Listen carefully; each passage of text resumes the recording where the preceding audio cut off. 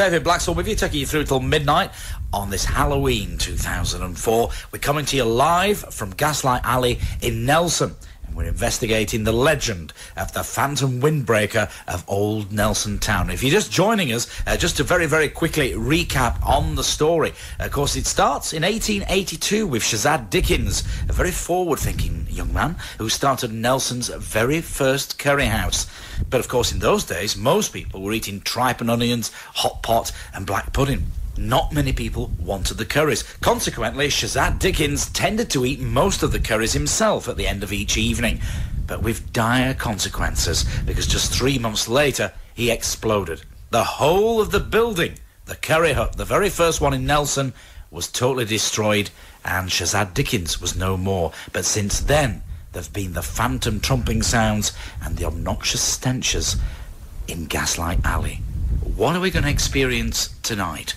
One thing I can tell you is that tourists far and wide across the world have now heard the legend of the Phantom Windbreaker of Old Nelson Town, as I found out earlier today.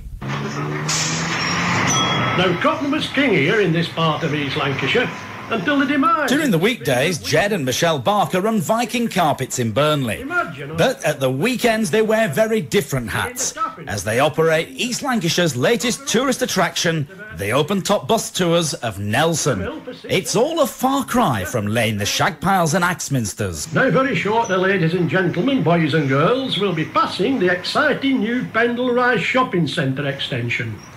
Meanwhile, we'll continue our journey down Railway Street. And if you look to the left... Earlier today, I hopped on board the Barker's bus to get a flavour of what the open-top bus tour of Nelson had to offer. These homes were built of good sturdy stone and have certainly stood the test of time. Wow, this is the real England. I can't wait to tell the folks back home. Now, in a moment, we'll be pulling up on the left, where Mrs. Corn will kindly allow us to take a look around her home. It's a unique opportunity to look at late 19th century north of England architecture. Hey, can we take some photographs inside the home? There's a small charge of £1 to take cameras and videos into Mrs. Corn's home.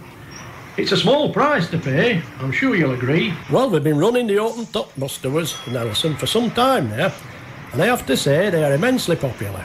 Michelle does the driving, and I give the full commentary as we tour around.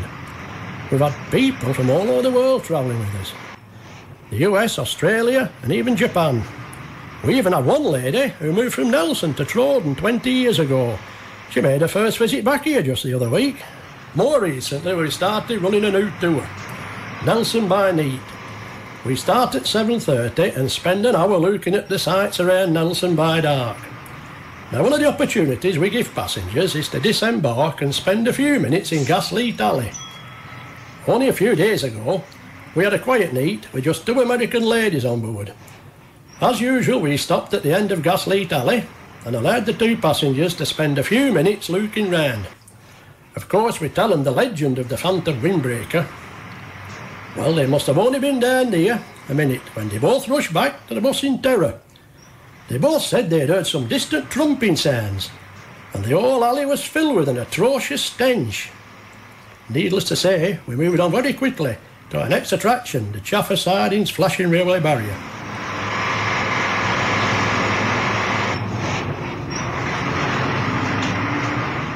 Jed and Michelle Barker there running the ever-popular open-top bus tours of Nelson, and at the same time introducing tourists from around the world to the legend of the Phantom Windbreaker of Old Nelson Town. How you doing? It's David Blaxhall with you live here on Halloween 2004, coming to you from Gaslight Alley in Nelson on 99.8 FM 2BR.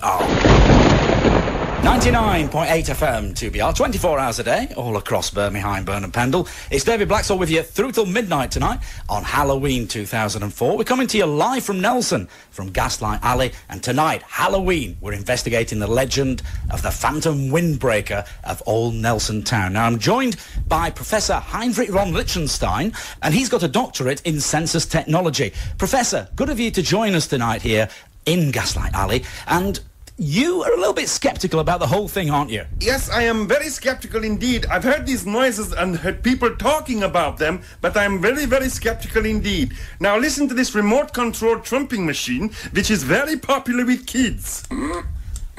You see? Okay, now what are you basically saying then? Well, it is very similar to human windbreaking, which is very similar to the sound you've just heard. So you're saying it could be kids that are just basically, playing around? Absolutely. It is very, very similar. And listen to it now. So you think the whole thing could be a hoax? It could be a hoax, but on the other hand, I don't know. But, Professor, what about the alleged atrocious stenches that have been smelt down here in Gaslight Alley? Well, this has got to be investigated, as you know, because it is very similar to the stench of stink bombs, which are very, very bad and smell atrocious. Stink bombs? Stink bombs are very similar to human trumping. But, Professor, surely stink bombs at 3 o'clock in the morning? This is very strange. Professor Heinrich von Lichtenstein, thank you very much indeed. As I say, we're coming to you live from Gaslight Alley here in Nelson. It's David Blaxhall through till midnight on 99.8 FM 2BR.